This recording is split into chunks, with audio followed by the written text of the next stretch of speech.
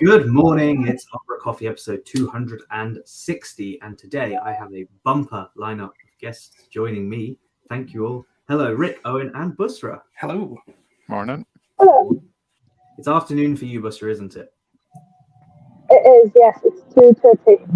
And it looks like you're on the beach. What's going on? I am on a beach. Yes, that's correct. We can only... lovely cafe near the beach. Wow. As a treat, I will crank the heating up in my flat just so I can feel the same. But yeah, wow. Thanks all for joining us. How have you all been? It's February now. Goodness. How's that happened? I know. It's crazy. Be Christmas soon. Be all right. Oh, don't say that. Don't say that.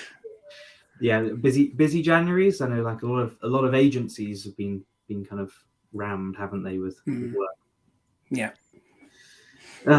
Fun. Anyway, there's also a lot going on in the Umbraco community, so let's crack on. Hey Owen, hey Nerhack, hey Runa, hey Arnold, hey Scott in the chat. Keep us engaged, keep chatting with us, and we'll talk to you at some point later. So you can tell Marcin's away. I'm not used to doing this. Got to share my screen. Way out of practice. Here we go. Screen one. Bam. Yes. Let's start with the news of the Umbraco product update from Runa. And I think, maybe I've noticed this since December, they've moved to monthly now. I don't know if anyone else noticed that. I don't know if it was a conscious decision, but they're now monthly, which is cool.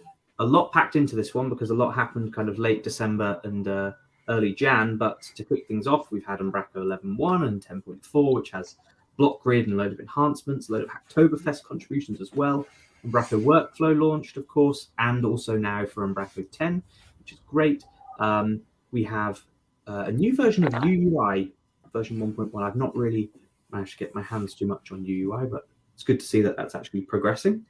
Some updates to the marketplace, loads of CMS patches for Umbraco Forms, MFA and secret management in cloud, and also a new Umbraco Cloud region in the UK, which there's a nice article from Philip about from the other day. Are any of you using cloud actively? We have one or two projects on cloud, I think. Yeah, we're the same. We've got one or two clients are on cloud, but it's mostly kind of self-hosted. Yeah, fair enough. Yeah, we're sort of in the same position. We're putting a lot of stuff on Azure. The interesting thing here, though, is they've kept the price the same as with the other regions. Now, for anyone that's using Azure, you'll know that the UK regions particularly are about 35% more expensive than, say, West Europe. So kudos to Umbraco for doing that. I wasn't expecting it. And actually, that makes this a far, far more compelling offer in the UK. So it's gonna be something we look at for the right project, the right time. I had a little look this week at what's involved in migrating a project. If you wanted to, say, move your existing US setup over, it's not easy. You have to. It's a migration. You have to move all your data, move all of your media, everything with deploy, and kind of have two sites for a little while. But in theory, it's doable. So it's good news. But yeah, that has launched too. There's plenty of other little announcements and nuggets in the roadmap actually, which was particularly interesting for me. So we don't get to hear that much about like day to day what's going on with the product, except for these roadmap updates. However, we've got this sort of now, next, and later process. And in now, they've got the new back office, which hopefully isn't a surprise because it's a big project, and the goal for that is for December. But I know they said they want to try and get something out there for people to start working with sooner than December. Also, entity framework with a target June. So that kind of not necessarily confirms, because they could have, of course, decide it's not worth doing when they properly dive into it. But they're working on this entity framework being part of Umbraco 12, which is interesting. I know, Busra, we've got some experience with entity framework, haven't we? What about Rick and Owen? Have you used it? Yeah, I've used it quite a bit. EF Core, yeah, it works for what we've needed it for. Yeah, EF Core is great, or it's a lot better than entity framework 6 and prior was in Net Framework. And sadly, we've not had the full luxury of being able to use that on a project yet. So I'll be interested to see what Umbraco actually do. Yeah. here. And equally, this is potentially a sizable change for package developers. I'm not quite sure necessarily how, what the scope of this will be. Because if someone's doing stuff with database tables, then you may have to do your own thing, or maybe Umbraco is going to keep their abstractions that they've got there already for working with the database. I'm not sure. It'll be interesting. But forms editing in the back office, plus a PIM integration, if people like those DXP things. Later, some improvements coming to the marketplace, some other stuff, integrations with CMS, performance monitoring on cloud, a whole heap of stuff going on in the Umbraco world. So, lots to get excited about, I think. Alrighty, that's the roadmap. Now, I've titled this week's episode "So You Want to Speak at Codegarden," and our guests today are very specifically selected because. Based on experience and things you've tweeted about and spoken to people about in Slack channels and Discord and whatnot over the past few weeks. So maybe we can do a loop round and sort of say what we're looking forward to with Codegarden. Codegarden, the CFP is open currently. It's open for a week more, open until 11:59 European time next Friday. So if you're in the UK, that's 10:59, or US, it's a lot earlier in the day. But don't get caught out by that. I know a lot of people have been recently on other conferences. So I'll quickly, I'll just share my screen again, and I will just show you a little bit of what the CFP process looks like. You can see that I have not submitted my talks yet, because it's very last minute. I'm only allowed to submit 2. Everyone's only allowed to submit 2. You have to use Sessionize. You give it a title, a description. The organizer recommends between 400 and 1,000 characters. I'd say somewhere in the middle of that's probably a good range. And then you've got to choose a few important things like what format you're proposing, the category, who's it for, the level, and who your target audience is. Key takeaways is possibly the most important thing you can write in this submission, because it's what ultimately the conference is probably going to judge. Yeah, it was the hardest one for me to fill out on some of mine, because it's like, how do you distill down everything you want to say, 20, 30-minute talk into three phrases? Oh yeah, totally. And yeah, don't write too much in here. Obviously, it's not supposed to be long form, but equally, don't write too little. If you just say takeaways, fun, knowledge, whatever, it's probably not going to be accepted. So yeah, go with that. Asking about talks before, and also this box. Would you be interested in speaking at a meetup? Please tick this if you would be, because it means that us as meetup organizers get fed your information if your talk, regardless if your talk is successful or not. Actually, just so we know that you potentially be interested. It's very, very helpful. But yeah, that's sort of the process. Now, I guess there's filling in the form, but there's coming up with an idea and actually knowing what you needed to write to in the first place. So I don't know. What are we thinking? Are you all hoping to submit a talk, or have you submitted talks, or what's the process been? Let's start with Rick. Okay, so I have already submitted 2 talks, which is, I did submit talks last year. I went to my first Codegarden last year and absolutely loved it. And I'd submitted some then just as a little, like a taster, to see what it would be like. This year, yeah, submitted 2 already. I tweeted about it the other day saying that I'd submitted 1 and then was encouraged to submit another one. So the first one, I think we're going to talk about in a little bit about one of the meetups I'm speaking at. It's similar or the same talk. So it's talking about sustainability and how Umbraco helps with decarbonising our digital estate. So that's the first one, and it's like a journey we've been on as a company at Nexa for a long time now. So that started as an internal talk, really. Like we did it, me and somebody else in our company, we did it internally for our whole team. And that's how the idea came about, and we fleshed out some slides, and that's the idea that we've pitched. The second one, I wasn't actually going to submit. I have been talking a lot about my block preview package with lots of different people recently, and there was a bit of a discussion on Discord about it, and I think Ravi was one of the people who said, I think people would like to hear about this. And then I tweeted saying that I'd done one, and then somebody replied, I think it was Dean, saying, oh, is it about block preview? And I was like, no. But then I thought, why not? Why not give people an intro to the block preview package and how it's used? and why it's useful. So those are my 2 talks. That's awesome. Well, we weren't asking for spoilers, but those both sound like great topics. And how was your experience of writing an abstract for these? You said you submitted last year. Have you done other conference submissions before? Or you? No. So this is kind of it. So submitted to Spark this year as well. They had a bigger word count, I think, than the Codegarden one. Because at first I saw 1,000 words for the Codegarden one, but it's not. It's 1,000 characters. So it's only about 4 paragraphs if you really like max it out. It's not an awful lot. Yeah. But yeah, just like trying to distill it down into what's the key kind of concept and takeaways. That's the key thing, I think. What are people going to get from it? Yeah, totally. We'll go through that in a minute. It's definitely something people struggle with. I struggle with it a lot. Even people, and I'm sure they won't mind me saying this. I'm sorry if, again, I like to speak and think later. But even people like Purnima have said to me, "Oh, I really struggle with writing abstracts and CFPs." Purnima is doing tens and tens of talks a year and getting accepted to a lot of conferences, but it's because she's putting a lot of time into thinking about those abstracts. So yeah, well, fingers crossed for you, Rick. And let's take a deeper dive into that in a sec. Owen, you've spoken at Codegarden before, haven't you? But once, twice, a couple times? Once. Yeah. It was back when we took over hi5urock.com and ported it over to cloud.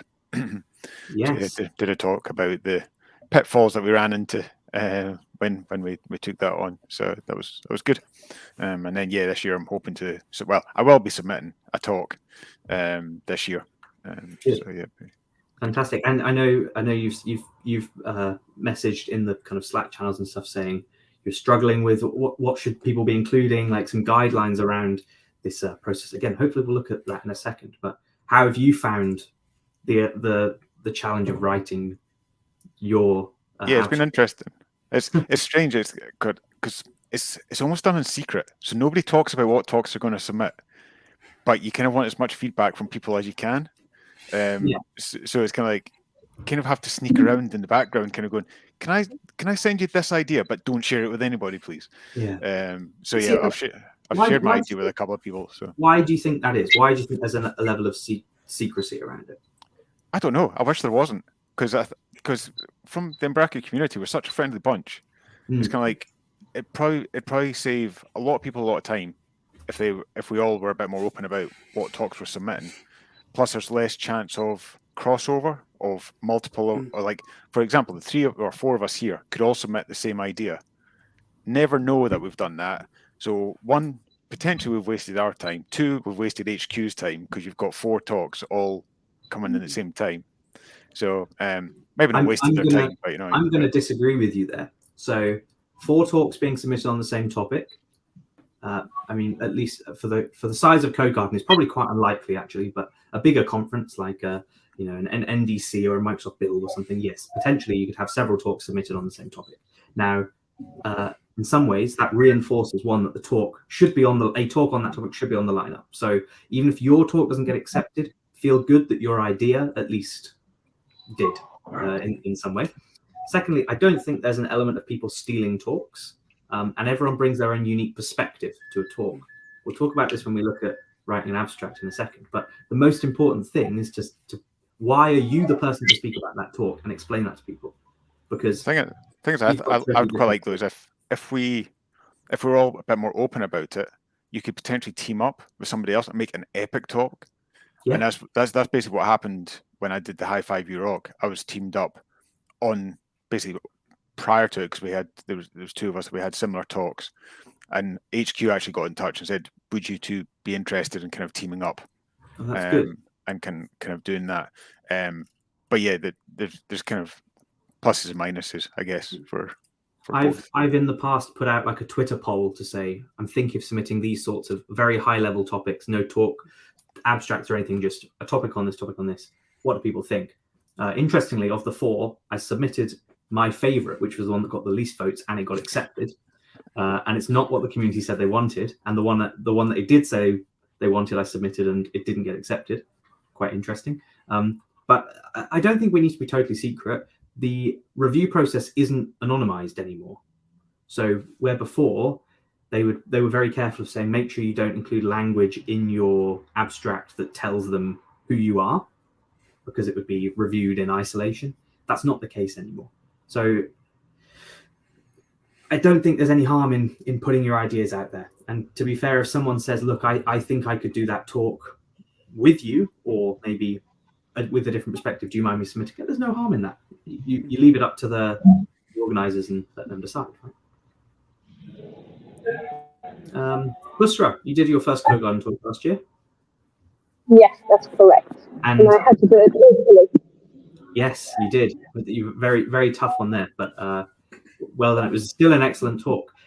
You still had to write your abstract, and again, was this your first? No, it wasn't your first conference talk. You did Umbraco together in 2021 as well. That's true. Yes, it was not my first one, but the scale of Codegarden, the biggest. Codegarden was the biggest. Oh yeah, for sure, for sure. So Umbraco together was your first in-person talk ever, True. like conference talk, and then Codegarden was your first big conference talk. Yes, I can't remember the exact dates to be honest, but I did Azure Lowlands as well. That was after all of them. That's an even bigger conference. Okay then, so it should be the first one that I did virtually. Oh, that's good. That's good. How was the experience? Oh well, it was a bit frustrating because I couldn't go to Codegarden in person due to visa reasons, and I told you before I joined here, Denmark didn't give me the visa twice last year, so I couldn't go, and I couldn't join to community retreat visa. So yeah, it was frustrating. And when my talk was when I submit my talk, and when it got picked, I was so excited, and they aligned the talks accordingly, and they have to change the schedule because of me, so I can do it online.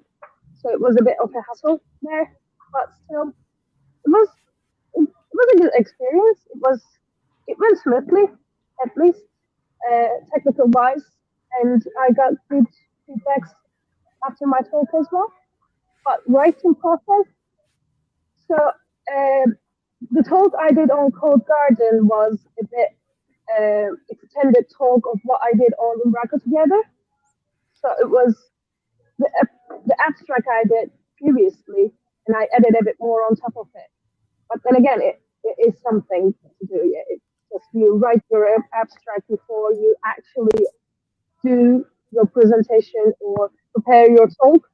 So it's like when you try to prepare your talk and then you need to go back to your abstract, what I put it there, and then I have to actually tell what I said I would. Yeah. Trust me, that never goes away. That still never goes away. I every time I have to prepare a talk, I first look back at the abstract and go, "What did I promise I was going to say?" And then try and work backwards. But the process was you wrote an abstract for Umbraco together. Did you have it reviewed by anyone? How did you go about writing that? Yes, my lovely boss. Thanks to him. Yeah, he did a couple of reviews and good feedbacks, and then I changed quite a bit of it, and then it went well. So I can say that we in our community, in our Slack, we have a community channel, and I very actively encourage people to submit for conferences and say, if you've got ideas, share them in here. So whilst maybe you don't want to put those out to the wider community for fear of them being stolen or something, I mean, if your colleagues are going to steal them off you, then that's a whole different game. But like, we can all work together to say I tweaked that, changed the wording there. Have you thought about covering these points? Because ultimately, all of your colleagues want you to succeed, much like the community does. So I think it's a good idea to share these sorts of things with friendly people. We can. So I noticed there was a couple of questions in the chat. Matt Hart asks, will a talk be accepted if I do the same talk at another event? And I don't think that's the case. I think a good talk stands up, and people, some conferences will want completely exclusive content, and that's fine. But equally, the most important thing about a conference organizer building an agenda is to have something appealing for people to buy tickets to come and want to watch your talk. There are people who will tour the same talk 10 times in a year because people want to see that talk. Even if there's a recording online, it's never quite the same. You add more material, you adjust it. that's absolutely fine. I can say for certainty I did a talk last week at NDC London, and I'm doing the exact same talk in May in Oslo, because again, it's a topic that people find interesting and want to hear. So do not be put off from submitting talks you've done elsewhere. Equally, if you've done a talk at a meetup and you think, I could scale this up and be, do this at a conference, make it slightly longer, or even condense a talk you've done down, great. If you've done an internal demo of some work you've done and you'd like to show it off, a case study, submit that. Like, I really think there's no excuse for people who are potentially interested in doing a talk to submit something. There's nothing to lose, really nothing to lose. Yep. But as we said, it is a difficult process writing an abstract. It's definitely not a fun one.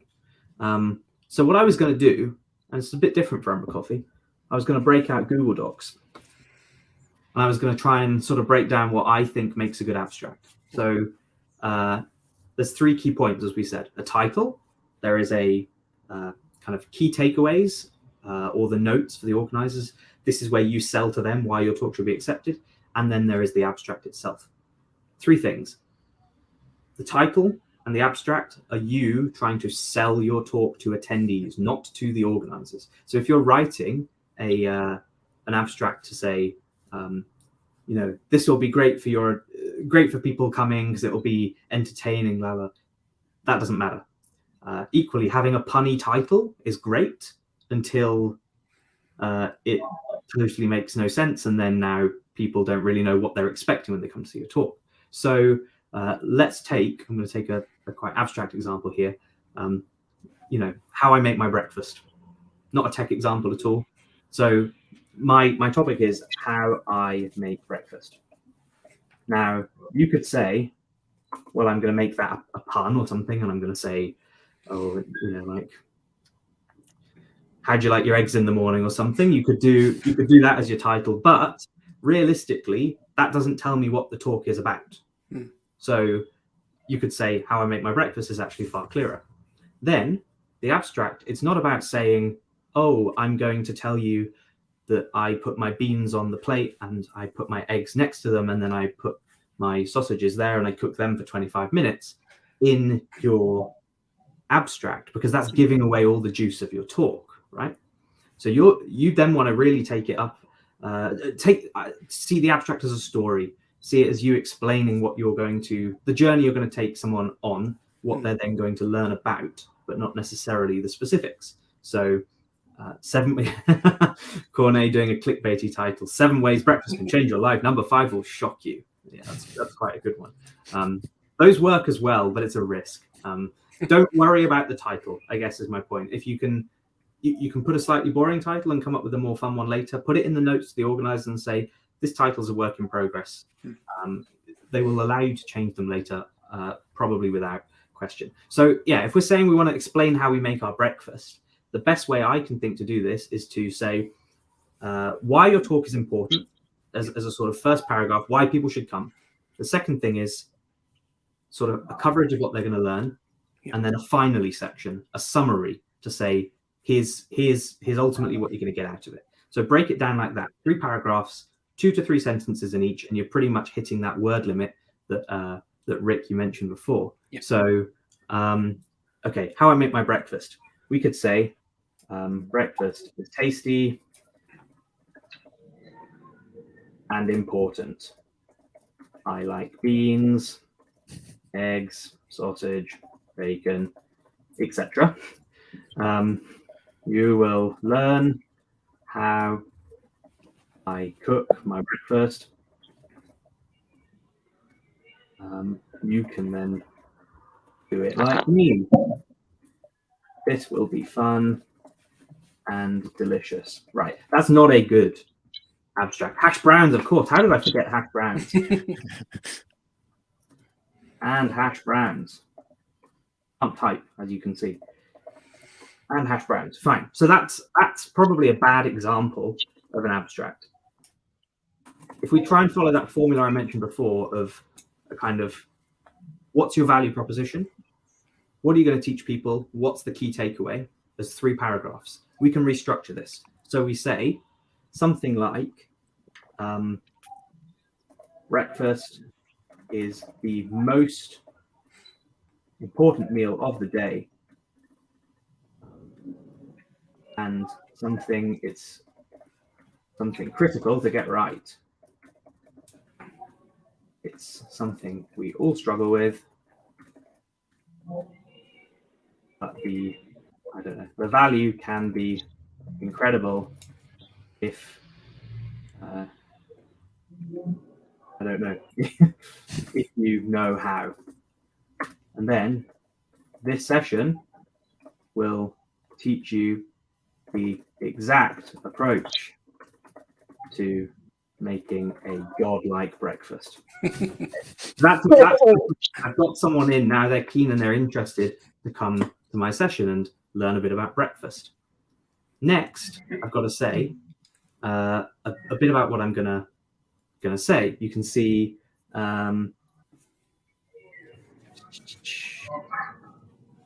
I don't know, beans, eggs, and sausages are the basics. But have you ever considered, I don't know, hash brown and avocados?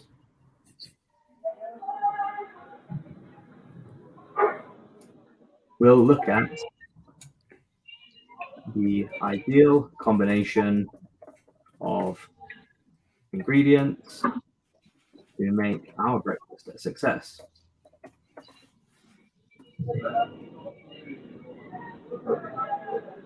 We'll begin with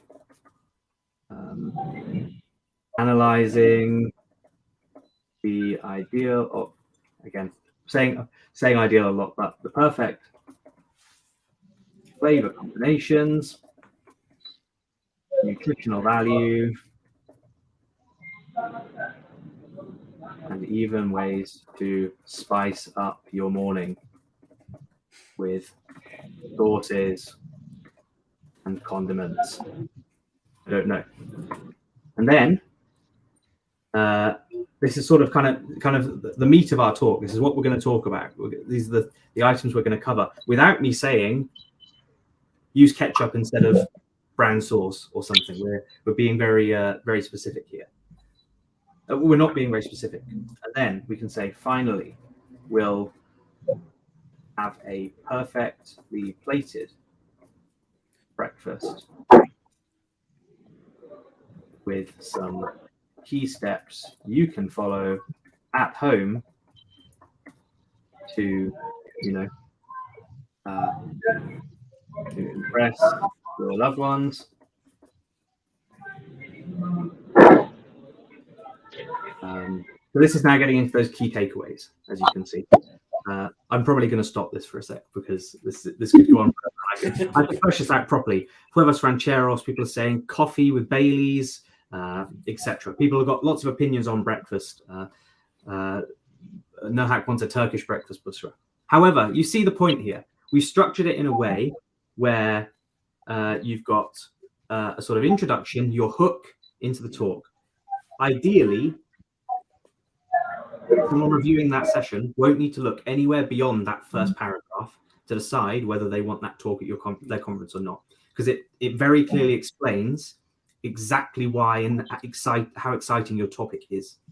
The next bit goes into the slightly more specifics about things that people will learn, and people can go, oh, that actually sounds interesting. I'd like to learn about the different flavor combinations and how those all work together. And then you'll finally, and this is what you're going to take away, your key message, your key point. If you follow that formula for any abstract, as I say, it just needs to be 2 to 3 sentences for each of those paragraphs, then I think you have an almost perfect process for creating an abstract. Doesn't need to be super detailed. The things to avoid: don't reveal what you're going to actually say. Don't ask too many rhetorical questions. I've seen so many abstracts that are like, do you like Google Docs? Do you like writing code? Would you like to come to my session? They don't actually add any value for people. You can add a bit of humor in, but don't make it too humorous. It's ultimately trying to just convince people to come to your session. So as you can see there, I didn't write a single thing in my abstract about why somebody should accept my talk or why someone should come to my talk. Instead, I'm saying the value that's in it. Yeah. Hopefully that's I can maybe put a screenshot of that disastrous breakfast on Twitter afterwards, but this is the sort of thing we should be going for. So if anyone's struggling, follow that sort of formula. The hook, what, but not too specific, and the takeaways. 3 paragraphs, 2 sentences each. You'll be fine. And of course, if you need any help, send them to people, colleagues. Busra, you mentioned that, didn't you? I know you sent me yours, and like I gave you some feedback as well. Hopefully, this process can be something that you use to tweak, adapt your things. Rick's going, oh no, I've already submitted mine. Well, I think you can. If not, but I'm sure yours is perfect. Thankfully, I work with the people who've spoken at Codegarden before, so I have run these ideas past them. Yeah. And my top tip again, so that 3 key takeaways thing, make those that's your most important thing to think about. What is someone going to learn? That's in addition to what you've written in here. The key takeaways might be, if you try and frame it as a I've got to convince me go to this talk. These are the 3 things I'm going to learn type thing. Think of that question as that. If there's other things that you'd like to add, put them in the notes section. I think, Owen, you asked this a few weeks ago, didn't you? What's the notes section for? Is that because I kind of when I first opened up the what's it called, session, or to fill in the application form, I was like, so is the title and the description, is that only ever seen by the people that are reviewing your application, kind of thing? And thankfully a lot of people came back and went, no, that's basically potentially what's going to be on the Codegarden website to hook people in. And I think that's probably a mistake I've made in the past, of kind of just going into the finer detail within that section, rather than it kind of being, I suppose, an elevator pitch of kind of saying. Totally, it's a sales pitch. You're convincing people with that title and description. Here's why you should come to my talk, or actually why the conference would then want it on their lineup, because people will want to come to it. It's the I think keeping that in mind, I think, really helped kind of shape my initial first draft. And I've had feedback from others already, and I'll change that again before the deadline, and get it submitted. So fantastic. Yeah, that's great. And then as I say, the notes thing, the actual thing on Sessionize says special requests, comments, ideas, notes to organizer. We've done various things in this field in the past. Marcin and I did we did a talk about .NET profiling performance back in 2017 or 18, and we asked for a confetti cannon in the notes box, and HQ came through, to their credit. So you can really ask for anything. Equally, I've used that field in the past to say, this is why I think this topic's a good fit. As in, I've seen somebody on the forums asking a lot of questions about this, and I think actually it's something that people don't know much about, so it would be a good fit. Because you don't want that in your description. You don't want to say, people are asking lots of questions about this on the forum, so I thought I'd do a talk. That's a private note for the organizers. It's also not a key takeaway. Use the notes field for that. Hopefully that helps. If anyone's got any doubts about submitting, feel free to reach out to me, or I know that other people in HQ, for example, have also offered up their help too before. So yes. Anyway, I've still got to write mine this weekend. That's my job. Cool. That's CFPs. Codegarden. Go submit. Releases quickly. 4.4.1. Lee has released a load of fixes post-Christmas, including, interestingly, some fixes from the HQ core team, because it's used in contentment. It's used in hardcore.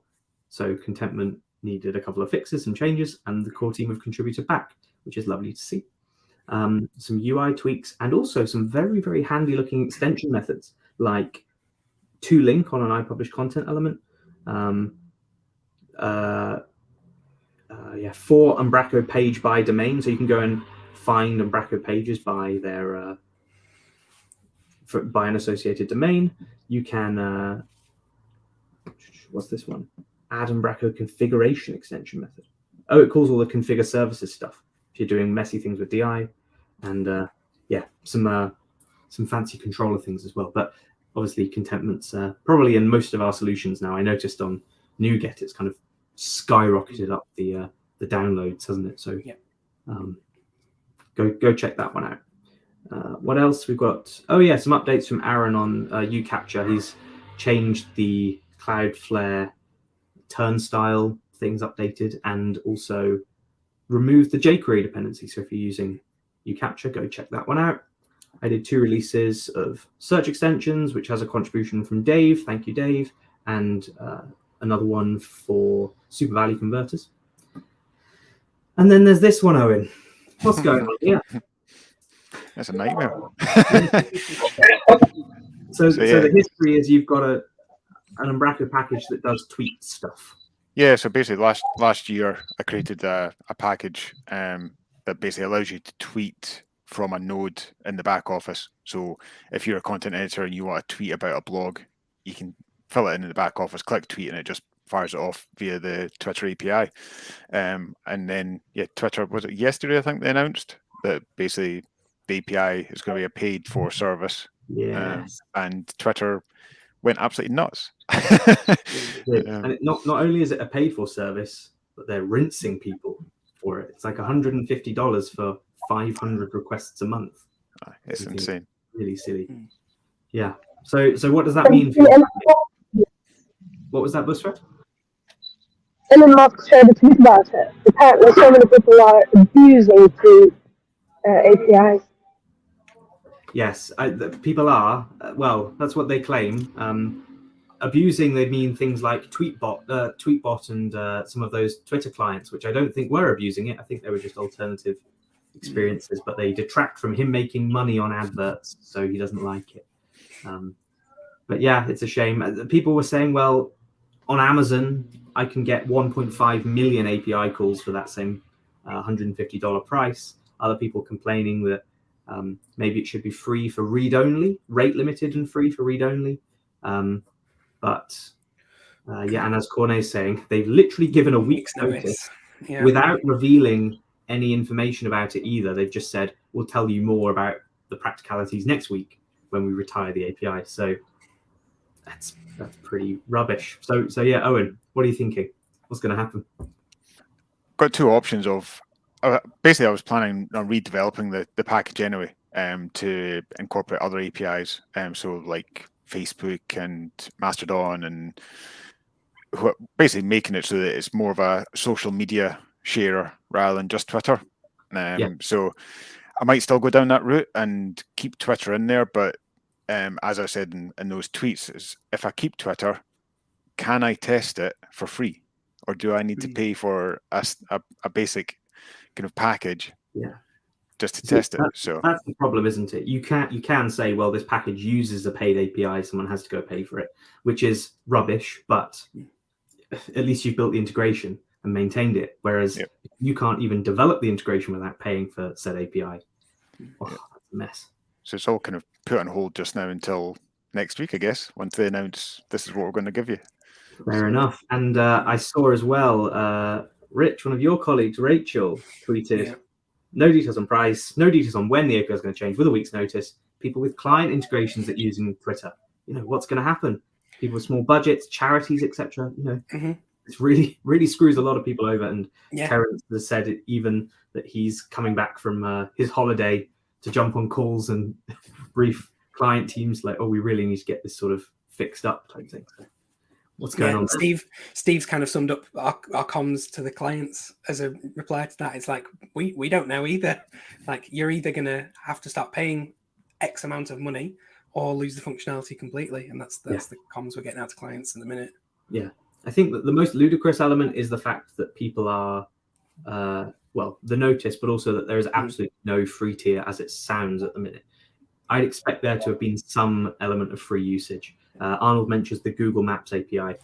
It happened a few years ago where I think a lot of people moved away from Google Maps because they were started using Mapbox and Leaflet and other types of platforms, didn't they? Where it was too expensive to keep using Google Maps. But even on small use cases, it was actually okay still. So you'd hope maybe if you are using Twitter excessively, then maybe you'd be expected to pay for it. Well, that's going to be fun. I hope it's not so painful for you. Busra, have we got any projects with Twitter integrations? We started working on a package before and never completed it at all yet. But Twitter API is a bit of something to work with. But still, we're getting there. But now, Yeah. not Yes. anymore. Yes. Well, that's let's hope it's all okay. Maybe it will all get reversed or something, as some of these Twitter decisions do. Just as I was starting to think, maybe controversially, that it was all starting to settle down. Hadn't heard from Elon Musk in a while. No. Pushing out a new policy. Anyway. Let's turn to events quickly. So Umbraco Spark. Who's going to make it to Spark? Rick, I think you said you were going. Yeah, hoping to. Yes, again, submitted a talk, so just waiting to hear back about that. Submitted a talk. Yeah. Excellent. Yeah, because the deadline for that was it was 2 days ago? Yeah, a little while ago, yeah. Tuesday. It was Tuesday. And they're reviewing that currently, so I expect in a few days we'll have the full lineup. Tickets are, of course, on sale. You can go buy tickets. They are no longer at the early bird price, but I think it's well worth buying a ticket. It's still a bargain. It's like £100 or something for the ticket. And there's also going to be the hackathon the day before as well. Oh, you read my mind. There is a hackathon. Let's see. It doesn't have a location yet, but we can give a world exclusive. It's going to be at True Digital on the Thursday, the day before. Ran by Umbraco HQ and Lottie Pitcher, and they're going to be doing a sort of Umbraco new back office focused hackathon, which is the first of its kind. It's quite interesting. I don't know if there's a I don't know if there's like a virtual element maybe to this. I'm not sure yet, but it would be interesting to see. And I think the plan's quite loose. If you don't want to come for the whole day, you can turn up a bit late. But if you're trying to convince your boss now, booking tickets, etc. for this, account for it, try and plan for it. Go sign up. The link will be down below. Rick, you're doing a talk. Yes, yeah. I'm just under 2 weeks away now at Umbraco Manchester at the Auto Trading office. You were talking about the abstract for the talks before. I think the abstract for this one is Microsoft said that when you were to move from .NET Framework to .NET 5, there would be a 50% performance improvement. What does that mean for the carbon usage of your sites running on a new version of Umbraco? Interesting. So yeah, because there's tangible performance gains, and even actually between different like .NET 5 to 6 tangible performance gains. Equally, even in Umbraco and the core of Umbraco, they can start utilizing new language features to be more and more efficient. That's it. There's, for anyone that's not aware as well, there's a project ongoing at Microsoft currently. David Fowler's working on a thing called green threads, which is a concept that exists in other languages. And it's this idea that it's like a kind of something where performance doesn't really matter, and they can just do it in the background, and a task can be processed without taking up like critical processing. But equally, it can be more efficient that way, and you can get more out of the compute that you've got available for your application. So there's going to be a lot of improvements coming to language in the coming years. And Microsoft have a whole advocacy team built around environmental impact of their products, like Azure as well. So this looks really interesting. I was going to ask if it would be recorded, but I guess hopefully we'll see it at Codegarden. Hopefully. Lovely. That's awesome. And did you have a meetup this week? Yes, so I was part of Mac Tech that happened in Macclesfield. So Nexa, the company I work for, based in Macclesfield. It was the first Mac Tech back after 4 years because of COVID, I think. And so we had a little get together in the Nexa offices. I did talk a little bit about something similar to this, about the carbon intensity API that the National Grid have released. And we had talks about Microsoft Clarity, and Mike, who I think is in the chat, who runs it, did one about IoT and hedgehogs and how he's using IoT to like film hedgehogs in his garden. It was brilliant. It was a really, really good talk. Lovely. That's really interesting. Yeah. And there was a Manchester one, a rescheduled one on Tuesday as well, wasn't there? Yeah, again, in the next office, and Phil and Rachel were there talking a little bit about their journey from meetup to MVP. So a little bit about how to get more involved in the community, which is really good to hear. Lovely. Well, yeah, that sounds awesome. So 2 meetups at Nexa alone this week, and then yeah, another one coming up in 2 weeks at Auto Trader for the Manchester meetup. Should be very exciting. We've got some talks coming up, February talks. We're doing on the 21st, a virtual talks session. And Owen, you've got one a week later, haven't you? Yeah, that's right. Yeah, in Edinburgh. That one's in person, but yes, we're back. We're back in person. I think this will be our third in person again, which is nice. We've been sort of. In fact, last night we had our Umbraco London organisers meeting, and we've planned the whole year out. But we are reducing the number of virtuals, but keeping a few of them so that we can still see some of the friends we've made over lockdown. But I think for both of our meetups, we're basically looking for speakers, and given that it's 2 to 3 weeks before Spark with these dates, if people would like an opportunity to practice a talk that they get to do at Spark, let either of us know, and I guess it would be a good opportunity. Friendly group of people, test some material out. I know I've used meetups before to kind of test things and say, did this work for you? Would you be interested in hearing more about this or this or this? So yeah, that's basically where my Codegarden talks come from doing basically a scaled down version of what I've proposed at our meetup. So yeah, it's a good opportunity to give it a test run, or if you're a first time speaker, it's a much smaller audience. So yeah, for sure. Oh, that's great. I also saw, have you rebooted the Edinburgh.net meetup? Yep. So we had our, basically over lockdown, we had a couple of virtual ones, which were quite surreal. The .net community is different on a virtual scale to Umbraco community. So the .net community was all cameras off, nobody talks. They they listen to the speaker, and that was it. It's like that in person, in my experience too. So we had a sellout. We had 50 people come along to our first meetup for .net, and we've got another one March. So basically, I'm .net 1 month, Umbraco the next month, and repeat. That's awesome. See if you can squeeze a bit of Umbraco into the .net one. Spread the word. Well, the first meetup was wear the t-shirt and the hoodie, and just kind of discreetly. Next, stickers, then tattoos by the end of the year. I also, Rick, before we went live, you told me a secret.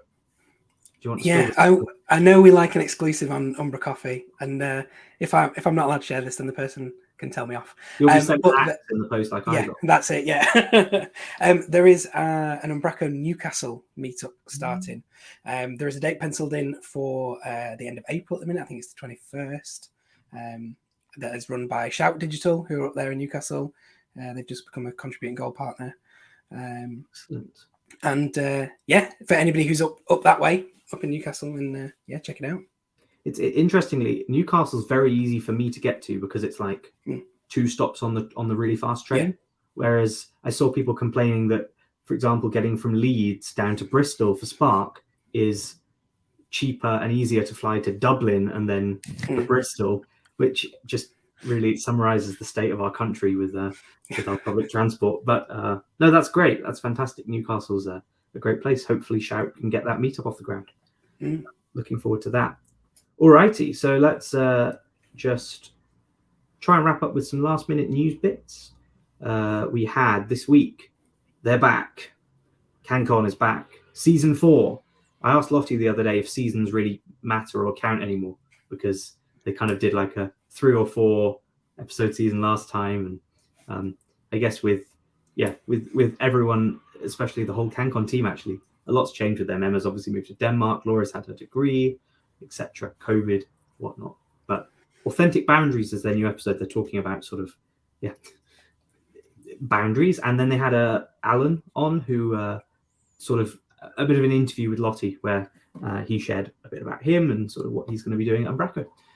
So a great way to get to know them. A whole hour of content if you'd like to, and if you haven't listened to that yet, go listen. Another shout out, because Developer Week's coming up and Emma's going to be doing a talk there. It's an event in San Francisco. Should be good. Blocklist deep dive. I don't know if we covered part 1, but part 2's come out.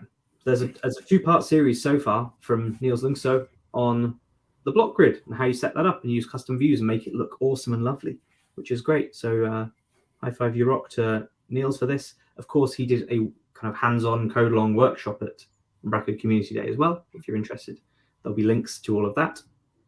The Umbraco Awards are open. This kind of maybe slipped slightly under the radar, but it's a bit different this year. Firstly, there's 8 categories: cloud solution, custom solution, editing experience, design, partner, best green solution, which really lends itself to what you were talking about there, Rick, jury's choice, and the package awards. So I think the package awards have been sort of merged and combined, which I think is a good thing, because it felt like it felt like we'd it felt like last year the package awards sort of slipped by the wayside. People didn't necessarily know that it was there. It's now all one and the same. You've got until April the 14th to submit your options. You can go to the Codegarden website to do it. There's the codegarden.umbraco.com, and then there is... It's not in the nav. Okay. There is an Umbraco Awards link somewhere where you can submit, and it takes you to a thing where you can say, I want to submit a solution or a package. Yeah. We were talking about CFPs and abstracts.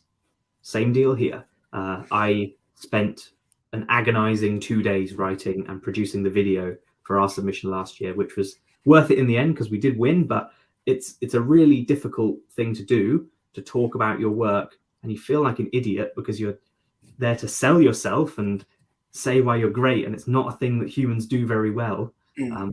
But that's a whole art in itself, again, kind of similar to writing proposals for conferences. So yeah, go have a look at that one if you've got some nice case studies and projects.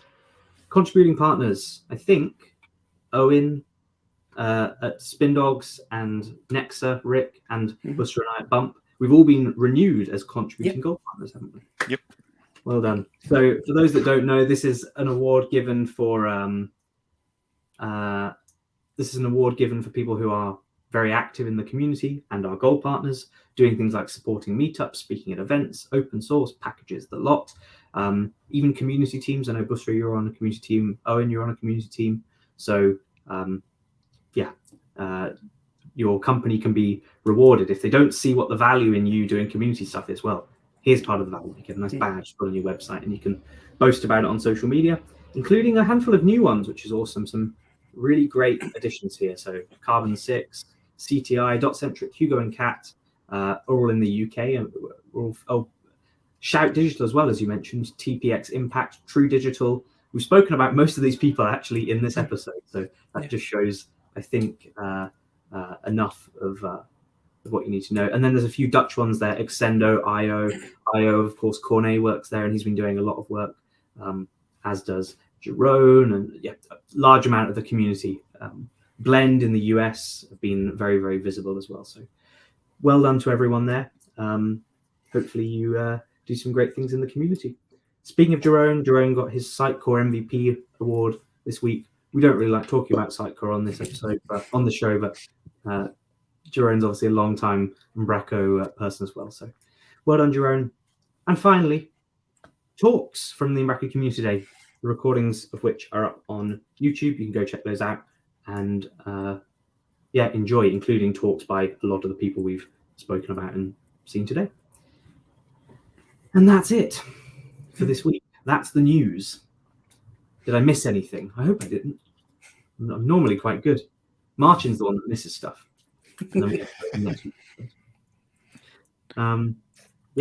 I guess call to action. Go submit your Codegarden talks if you haven't already. If you need help or advice, reach out. We'll happily advise. Go buy your Umbraco Spark tickets. Convince your boss. Codegarden tickets as well, but I think the CFP deadline is probably a bit more pressing. Umbraco Awards. You should go like and subscribe. Don't think. Not sure what else. Sebastian's telling me to be nice. Marcin's not here, and he won't listen to this, so he doesn't know what I'm going to say. And he gave me the week off last week, so I think it's fair. Cool. That's it. Well, hopefully you've all had a good week. Hopefully you will have a lovely weekend. We will otherwise see you next Friday. Goodbye. Bye.